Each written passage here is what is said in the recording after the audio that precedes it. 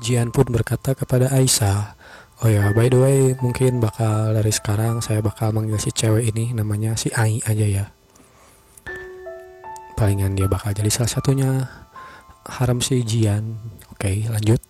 "Tidak apa-apa Ai, tempat ini aman. Kita cuma sedang menunggu temanku untuk mengurus sesuatu. Kemudian kita akan pergi." Ai pun menjawab, "Oke." Sepertinya sipil dan zona perang tidak berurusan dengan baik dengan Interpol. Dengan orang Robert itu sungguh tidak berpikir bahwa itu kau yang datang menyelamatkannya kawan. Ternyata itu adalah salah satu yang dikenal oleh Jian. "Kawan lama, ingat aku Blues?" "Kawannya Robert." "Hah, kenapa kau ada di sini?" kata Jian. "Itu hanya artinya kau juga punya sesuatu untuk dilakukan dengan alasan aku datang jauh-jauh dari Cina." "Tidak, aku cuma bertanggung jawab untuk keamanan bosku untuk sekarang." Pria itu Lawrence Orden, detektif US. "Urusan mereka adalah dengan Robert. Ini pasti karena dia menyentuh garis bawah dari kepentingan nasional." "Oh iya, apa tidak apa-apa memberitahuku semua ini." "Setelah dia terjebak, mereka menarik keluar operasi penyelamat untuk beberapa hari. Jika dia mati, mereka mendapatkan uang. Jika dia tidak, maka mereka hanya akan menemukan orang untuk berikutnya menarik untuk ditukar." "Hahaha. Apakah Nick tidak menjelaskan apapun tentang ini padamu?" "Ah, sialan kau Nick Wazowski. Memberitahuku kapan-kapan aku bisa bereaksi tentang jarang berbicara dengannya. Dia bahkan tidak menyebutkan apa yang terjadi sebelum menyelamatkan bosnya. Tolong jangan bocorkan informasi pribadiku kepada orang asing yang tidak bersangkutan Tuan Blues. Dan juga kita perlu kembali ke perusahaan secepatnya." "Oke bos, ya, intinya orang tidak bersahabat, aku akan pergi duluan."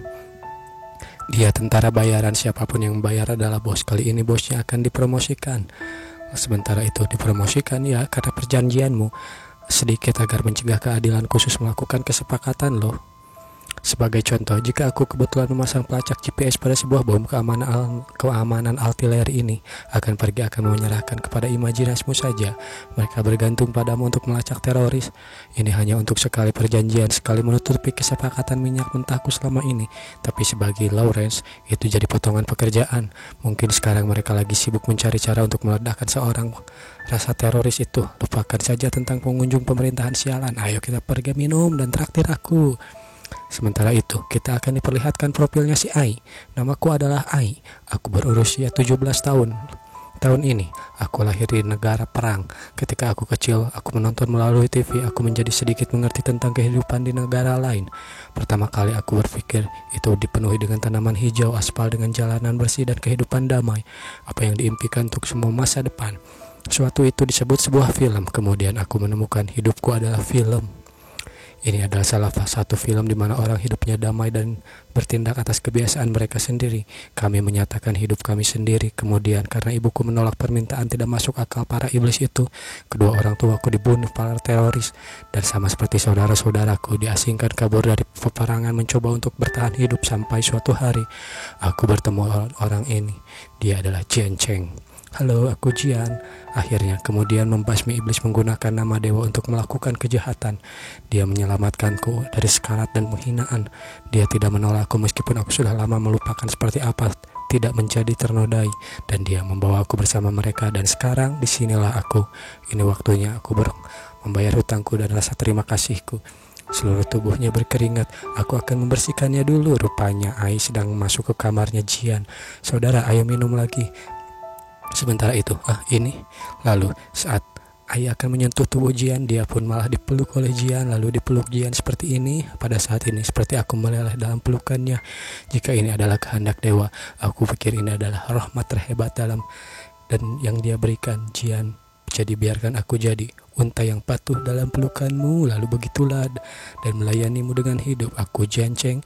Sekarang aku dalam pesawat menuju Cina. Dan yang duduk di sampingku adalah ternyata si Ai ikut ke dalam pesawat menuju Cina bersama si Jian. Sambil membayangkan hari kemarin, aku mulai berkeringat dan mengingat-ingat tentang apa yang terjadi kemarin. Sementara itu, si Robert malah meledek, apakah kemarin itu enak? Sebenarnya hal pertama yang dibocah ini katakan adalah, aku akan belajar Mandarin. Lalu, Jiang, aku adalah unta kecilmu, kata si Ai. Akhirnya si Ai pun jatuh kepada pelukan si Jian. Mereka sampai. Hai Nick, kita bertemu lagi. Ternyata itu adalah si Nick Wazowski. Aku masih perlu berterima kasih atas bos karena kau telah menolong bosku. Dan untuk mengurus paspor Ai, kata-kata bos, uang ini bukan apa-apa dibandingkan uang kesepakatan kan. Haha, daripada ini Tuan Zhang, dia adalah pengirim. Aku bertanggung jawab sementara untuk keamanan. Ternyata dikenalkan pada seseorang. Tidak sekalipun di perjalanan aku melihat pria kekar berbicara dengan tertawa siapapun kecuali pada orang itu. Sepertinya dia orang yang penting. Kau bisa berkata dia adalah pembicaraan terlama yang pernah aku dengar saat bicara. Aku juga tahu Nick ini mengatakan dia ditugaskan menjadi pengawalku. Tapi sebenarnya untuk mengurus kesepakatan ini, karena semua pengawal penting Robert telah digunakan untuk mengurus ini. Isi dari kesepakatan ini adalah tidak sederhana. Dan aku hanya orang yang dalam tugas membawa isi ke perairan internasional. Itu sangat sederhana. Sedikit yang aku tahu, maka aku akan lebih aman. Lalu Jiang pun berkata, semua barangnya ada di sini. Ikuti aku, follow me guys. Aku akan berada di sini. Di luar Nick bisa memeriksa barangnya. Orang-orangku akan mengurus mereka untuk mengangkut mereka. Lalu Jiang pun membuka petinya. Dan wala, terlihat beberapa tumpukan. Dan si Nick pun berkata, hei Jiang, aku pikir gudang ini hanya tempat pertemuan. Kau sungguh meninggalkan semua emasnya di sini. Hahaha, kita punya pepatah lama, menyembunyikan sesuatu yang besar di dalam kota akan membuat penjaga keamanan itu mempatrolinya. Kita akan diincar oleh para pencuri. Baik, jangan halangi mereka masuk. Mereka pun masuk dan tirai pun dibuka. Lalu mereka pun terkejut, emas-emas batangan bergelimangan ada di sana. Ya ampun, lihatlah jumlah ini. Jangan khawatir, masih banyak. Semua yang ditutupi ini adalah emas di belakang. Hahaha. Nah, itu normal. Pertama kalinya aku melihat emas banyak ini, aku juga berpikir seperti itu. Hei, Nick pun berkata, hei, ngapain lo berdiri? Cepat kerjain semuanya.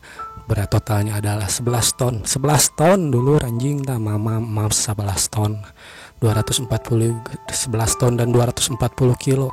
Menurut rata-rata tukar emas nilainya adalah, dan dikurangi terakhir 9%, mah begitulah. Jadi intinya Jian menerima 5,1 juta dolar US dollar. Ketika kau sudah memastikan pembayarannya, beritahu aku semuanya dalam mobil. Aku akan mendengarnya. Dan tiba-tiba ting nong, akhirnya dia pun menerima uang yang masuk ke dalam rekeningnya. Baik, senang melakukan bisnis denganmu. Kita mungkin akan bertemu lagi suatu hari nanti. 5,1 juta dalam hal dolar lagi. Akhirnya aku menjadi orang kaya. Ayo pikir tentang ini, sesungguhnya ini bukan apa-apa. Seperti yang aku katakan pada Robert, ketika aku sudah menghabiskan, aku perlu karir. Inilah saatnya aku ingin mengubahnya menjadi teknologi tinggi. Itu terlalu beresiko, kata si Robert sambil membayangkan. Ini masih belum cukup, kata Jian. 100 juta bahkan tidak akan menjadi pecahan nilai pasar dalam teknologi masa depan. Aku akan berinvestasi. Dan akhirnya kembali lagi dia bertemu dengan manajernya. Manajernya pun berkata, kau akhirnya kembali, aku sangat pusing kau melempar tanggung jawab terakhir kali. Aku sudah menemukan seseorang untuk melakukan ponsel game. Lihatlah di USB ini, punya urusan. Aku pergi, bye. Begitu saja si Jian pergi meninggalkan si manajer. Hehehe, apakah ada masalah dengan gamenya? Tidak, justru orang yang merancang game ini sangat jenius, kata si manajer. Tidak perlu segimanapun, tidak ada yang perlu dilakukan lagi. Kompetisi awam tidak akan menyaingi game kita. Jika kualitas online pada game cocok, camkan kata-kataku, game ini akan menjadi terobosan yang hebat dalam sejarah game ponsel. Oh iya, haha. Jian pun hanya tertawa sambil duduk. Tapi ini adalah perusahaanmu, meski aku bertanggung jawab atas semua pekerjaan, ada banyak formalitas dan dokumen yang harus ditandatangani oleh tanganmu, brengsek. Jika kau terus pergi tanpa arahan, bagaimana aku bisa melakukannya? Hei, jangan khawatir, aku akan bayar lemburmu. Ini bukan masalah lembur. Juga lain kali jika kau perlu sesuatu, bicara padaku, perusahaan atau lewat telepon. Jangan datang lewat langsung ke rumahku kayak begini. Emangnya kita ini teman apa? Kau yang menyuruh datang ke sini. Apa kau sudah menentukan lokasi mana perusahaannya? Aku berniat memberitahumu tentang lokasi bagaimana perekrutannya. Terakhir kali bicara tentang pengembang perusahaan, aku sudah menyerahkan game ponsel untuk persetujuan. Tema pembicaraan ini adalah masalah sensitif, jadi aku tidak bisa membicarakannya kepada sembarang orang. Catatan lain, pada dasarnya renovasi sudah selesai, ditambah pembelian peralatan sewa dan yang lain-lain. Totalnya 70 juta yuan Cina. Lalu dia pun menyerahkan beberapa kertas. Perusahaan akan mengalami kebangkrutan. Kebangkrutan apa maksudnya?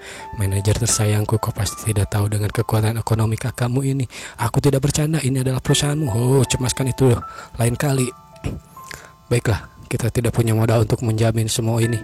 Bahkan berapa banyak uang berapa banyak uang pun yang kau suntikan. Tapi Jian langsung berkata, apakah 10 juta sudah cukup? Dalam dolar loh. Hah? Begitu saja? Apa itu tidak cukup? Bagaimana dengan 100 juta? Aku tidak bercanda, aku juga tidak bercanda, kata Jian. Ayo kita pergi ke biro penukaran dan biro industri lewat prosedur yang diperlukan besok, kata Jian. Lalu sementara itu, mungkin wanita ini ketakutan mendengar jumlah uangnya. Hei, kalau kau punya uang sebanyak itu, kenapa kau mulai perusahaan? Kau bisa hidup dengan tenang, kata si manajer, dengan jumlah uangmu itu. Apakah kau mencoba mengejarku? Cialah. Sementara itu kita dipindahkan ke dunia kiamat lagi. Terdengar suara ledakan, dar. Ternyata sesuatu menubruk gedung, dan itu sepertinya adalah pesawat. Seseorang dalam pesawat itu berkata, namaku adalah Chunan. Aku kehilangan kontak dengan kaptenku saat rutin mengumpulkan kristal besar. Sekarang sepertinya aku dalam masalah. Lebih tepatnya aku tidak mengikuti perintah kaptenku untuk mengevakuasi kendaraan dan aku selamat, tapi kawan setimku kurang beruntung. Sial, alat komunikasinya juga tidak bisa dipakai. Maka kalau begitu, cukup yakin sepertinya ketika aku pingsan ada serangan EMP, bahkan microchipku pun terputus. Seharusnya untuk mengakses saraf yang dibayangkan komunikasi dan fungsi senjata jarak jauh kinerja anti EMP itu pasti sangat kuat. Apa yang terjadi sebenarnya? Aku harus secepatnya mengatur peralatan, menghitung suatu dan semuanya. 2 suntikan, hemato, dan bla bla bla. Aku seharusnya cepat mengatur peralatan juga. Apakah semuanya yang tersisa? Lupakan, kita akan menerima apa adanya. Aku harus menemukan kapten dulu, kata dia. Ternyata dia adalah seorang pilot yang terjatuh di sebuah gedung. Elevator sudah tidak berfungsi lagi, tidak ada ya, dan terlalu banyak zombie di lantai atas. Aku bisa saja memakai tangga untuk turun, tetapi meskipun aku ada di bawah, aku sudah terlalu banyak menyia-nyiakan waktu. Hampir gelap. Aku harus menemukan pangkalan orang selamat atau setidaknya untuk bermalam malam ini. Lalu dia pun membunuh beberapa zombie. Kertak, kertak. Aku mengambil keuntungan dari matahari sebelum terbenam saja kalau begitu. Ketika perang terjadi, semua orang ingin meninggalkan kota. Mobil ini harusnya menghadap pinggiran, bukan? Aku harus cepat menemukan sesuatu. Oh, kenapa kau tidak seorang pun yang datang? Ternyata seseorang sedang diikat di atas tiang. Ternyata itu adalah wanita. Aku harus bertahan sedikit lama sambil dikelilingi para zombie. Tunggu, ada sesuatu. Ternyata dia dilihat oleh si kapten. Tolong aku. Apa? Manusia melakukan ini? Bajingan macam apa yang melakukan ini? Kata si kapten, kata si pilot. Si Hunan ya namanya. Aku tidak bisa pergi begitu saja, tapi aku harus berhati-hati soal ini. Jangan takut. Di sini aku akan menolongmu, gadis. Lalu dia pun membebaskan ikatannya. Jangan panik, aku akan segera baik-baik saja. Namun dia terus memeluknya. Terima kasih. Dan akhirnya dia pun menunjukkan wajah aslinya. Tidak apa-apa, jangan khawatir. Sekarang kau aman. Apakah ada seseorang? Hoi kawan. Dia pun tiba-tiba saja ditodong oleh pistol. Kau si tolol yang pertama yang memakan umpan kami bulan ini. Ternyata wanita itu adalah komplotannya. Maaf cowok ganteng. Dan seperti itulah, karena aku asal bergerak untuk menolong orang, aku jatuh dalam perangkap. Aku terperangkap oleh sekelompok preman. Bos, dia ikan besar bukan? Kami bisa menariknya bersama. Lalu bagus, berikan dia suntikan lagi. Rupanya dia telah dibuat candu oleh sesuatu. Meski imajinasiku terlalu terbatas, biar aku menilai sebesar apa kau ini. Nama dan alamat, kata si preman kepada si pilot. Dari mana? Aku angkatan udara Luiding. Dia membeberkan identitasnya, angkatan udara Luiding. Apakah dia sudah tidak menghalangiku? Di mana pesawat milikmu? Itu menabrak di gedung. Dan kau masih berlagak so kuat? Dasar bajingan. Kau sudah menggapai tujuanmu, kau boleh memiliki barangnya. Bagaimana kalau kau biarkan aku pergi saja sambil dicolok oleh rokok? Hei, bawa dia. Siap bos, dimengerti. Dan barang ini pemilik sebelumnya juga tolol, peliharaannya sama seperti pemilik. Bicara tentang silu Renjia itu membuatku sangat marah. Bos memberinya seluruh tim untuk menangkap beberapa ikan. Pada akhirnya tidak satu orang pun tersisa. Untung dia sekarat, membagi persediaannya juga dilakukan. Lalu kita pun dipindahkan lagi kepada kencan si Jian. Kau berasa membuatku terhibur? Hei, apa yang kau katakan? Kata Jian sambil panik. Aku dulu meragukan tawarannya untuk memulai perusahaan, tapi aku mungkin sudah lama ini membodohi diriku sendiri, kata si manajer sambil malu. Dia berkata, memulai perusahaan untuk menjadi keuntungan. Jika kau sudah menghasilkan keuntungan 100 juta dalam setengah tahun, mengapa kau masih menginvestasikan penghasilan kerasmu ke dalam salah satu industri teknologi paling beresiko? Ya, jika ku ingat-ingat lagi, sejak kapan dia mulai menyukaiku? Anjing, mulai pede ini cewek. Apakah mungkin saat di toko pakaian saat dia bekerja dulu? Kebenarannya aku membuatmu kehilangan pekerjaanmu, bukan? Dengan pedenya dia berkata seperti itu dalam hati. Tapi kenapa kau melakukan hal seperti ini, kata si manajer. Aku tidak ingin dan tidak mau menjadi penghargaan khusus untukmu. Kalau kau berkata ini seperti generasi kaya kedua, perusahaan ini hanya akan menjadikanku tawanan beberapa harga untuk kabur dari semua ini. Namun, cen aku 100 juta ini cuma sedikit dari nilai perusahaanku di masa depan. Aku menghasilkan banyak uang, tapi aku terlihat seperti orang pelit. Apa gunanya menyimpan semua uang dalam bank? Bunga 1 juta per tahun butuh berapa lama untuk diandalkan? Seperti apapun ini, semua ini adalah untukmu loh. Bagi pebisnis jenius bagiku, mendirikan perusahaan di bawah lepas tangan kepemimpinan pemilik untuk tawaran yang setia bekerja tanpa lelah siang dan malam hari. Tapi soal bicara 100 juta yuan, bahkan jika kau menggunakan semuanya untuk pada pelacur, itu cukup untuk beberapa masa hidup. Hahaha. Seharusnya ini tidak menjadi masalah, kan? Sambil berkata seperti dalam hati, tahun ini seharusnya tidak ada banyak bos yang terbaik hati pada bawahan mereka. Tiba-tiba saja dia pun berdiri dari kursinya. Hei, tidak ada reaksi sama sekali. Lalu dia pun diusir dari rumahnya. Dia langsung memberitahuku untuk keluar. Baiklah, ini sudah larut. Kita ada banyak hal yang harus dilakukan besok. Jangan lupakan apa yang kita terangkan ini padamu. Lalu dia pun sambil malu-malu berpikir, Jiang Chen, kau sungguh menghindari peluru. Sementara itu, Ai sedang makan di suatu tempat. Ketika turun dari pesawat, kita sudah memesan hotel dengan kelas bahasa Cina yang diikuti sedikit. Itu pasti berat baginya. Sepertinya masalah rumah harus diselesaikan secepat mungkin. Pertama-tama ayo kirim pesan ke manajer. Kemudian kita akan mengantar Ai ke les bahasa Cina. Seharusnya ini adalah tempat Ai belajar bahasa Cina. Baiklah, si Ai pun dikirim untuk les bahasa Cina. Aku akan menjemputmu setelah kelas selesai, oke? Oke. Ini adalah distrik bisnis. Supir kembali ke bank komersial, biro industri, jalan ek. Dan pas malam tidurmu nyenyak, kata si Jian kepada si manajer basa-basi. Rabu besok kita akan ada bursa kerja Universitas Shanghai. Aku sudah memesan tempat untuk itu. Aku harap kau datang juga. Kita akan bicarakan tentang ini. Ayo selesaikan masalah akuditasnya dulu. Kau senggang sore nanti? Ada apa-apa ini berhubungan dengan pekerjaan atau pribadi, kata si manajer sambil jual mahal. Cielda. Lalu si Jian pun kembali ke dunia kiamat. Itu bukan pendaratan yang mulus. Dia terjatuh di suatu tempat. Jika aku ingat terakhir kali aku pergi sekitar ruang bawah tanah, ini adalah di situ. Tapi sekarang terlihat aku tidak tahu apa yang terjadi selama aku pergi, kata Jian. Lalu dia pun menemukan seseorang. Ngomong-ngomong, di mana Sun Jiao dan kenapa rumahnya sepi sekali? Kau akhirnya kembali. Menakutiku, kau bahkan tidak bersuara. Kau ini kenapa, Sun? Apa yang kau takutkan? Rasa bersalahmu kali ini? Wanita seperti apa yang kau tiduri malam tadi? Dia pun hanya la. Sejak kapan di sini? Ya, bagaimana begini? Dia sambil panik, dia pun berkata, "Beda macam apa ini?" Dia yakin tidak bisa mengelak. Dia tidak bisa berbohong. Konstruksi bagian luar sudah berlanjut menuju sekitar 20 meter. Kami sudah membersihkan 3 hektar dan terbuka yang lainnya. Rencana untuk membangun tempat pembangunan asrama di lantai 1 komunitas sudah selesai. Menara pengawas bagian luar juga sudah dilengkapi senapan mesin. Ayo kita pergi untuk melihatnya, kata si Sun. Yao masih belum bangun. Dia mungkin masih akan tidur sampai kita kembali. Oh, hampir saja aku ketahuan. Ternyata warga yang mereka ambil dari perbudakan sudah mulai happy ya di sana. Bos Jiang, kau kembali pagi bos. Good morning bos. Pusat komunitas sebenarnya masih dalam tahap pembangunan, jadi saat ini hanya ada kantin dan ruang rapat.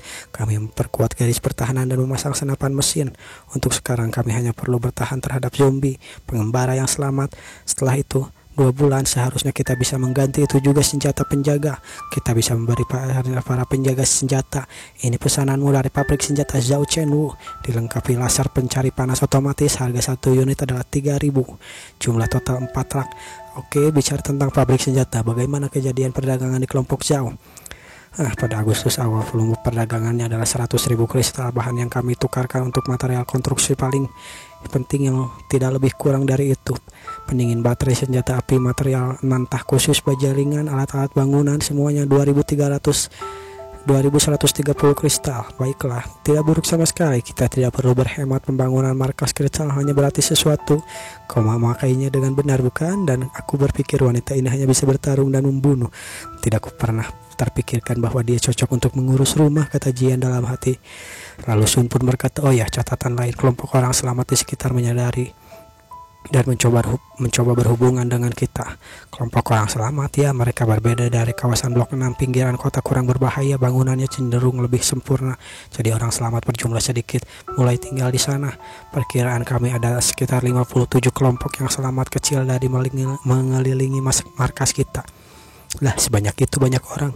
Kembali saat aku mencoba menghasilkan sedikit uang di blok 6 dikejar beberapa kelompok bayaran. Jika orang selamat memenuhi tentang puluhan ton makan di markas, mereka tidak akan mengerti apa arti jentuk membunuh ayam. Kalau begitu, mengambil telurnya ketika menyangkut bertahan hidup semuanya setara, kata Jian. Itulah mengapa kita memiliki pencegahan di tempat ini. Bagi para personel di markas dilarang untuk memulai adu tembak atau saling berkelahi, dan juga menolak dengan jelas permintaan untuk membiarkan orang selamat lain memasuki markas untuk berurusan dengan kami. Mereka harus menunggu keputusanmu. Bagus, kata Jian dalam hati. Ngomong-ngomong by the way, kekuatan tempur kita sekarang gimana? Ya, kurang lebih aku membeli 8 kapsul pelatihan tentara realitas virtual khusus untuk hari ini, dan hasilnya ya lumayan. Cukup banyak orang yang bisa memakai senjata. Wah, cepat sekali. Kapsul latihan benar hebat, biar kulihat. Lalu dia pun pergi ke ruang kapsul. Ini dia bendanya. Dibuat pada 2140. Ini diperkirakan adalah salah satu model terdahulu. Anjing, jadwal gitu senang. Itu menyadap masuk ke ingatanmu untuk membantu mencapai kondisi tertinggi milikmu supaya tubuh secara sempurna terbiasa dan membiarkan gerak latihan. Benar sekali, latihan fisik bergantung pada obat genetik. Perusahaan terakhir adalah 50 obat genetik dan tingkatnya hanya D. Apa ini bisa digunakan untuk belajar lain sesuatu bahasa? Bahasa? Ya, mungkin bisa. Lalu dia pun mengingat-ingat tentang si Ai. Ya, mungkin jika aku masukkan si Ai ke dalam sini, dia bisa langsung berbahasa Cina dan dia juga bisa langsung melakukan virtual reality untuk menjadi seorang pengawal. Bukankah itu sangat keren? Aku ada beberapa keperluan untuk memakainya. Aku akan cuma membawanya satu. Oh, jangan lupa ini memakai kristal sekitar 1 kristal per 10 jam. Bawa juga beberapa larutan nutrisi cadangan denganmu, oke? Kata si Sun.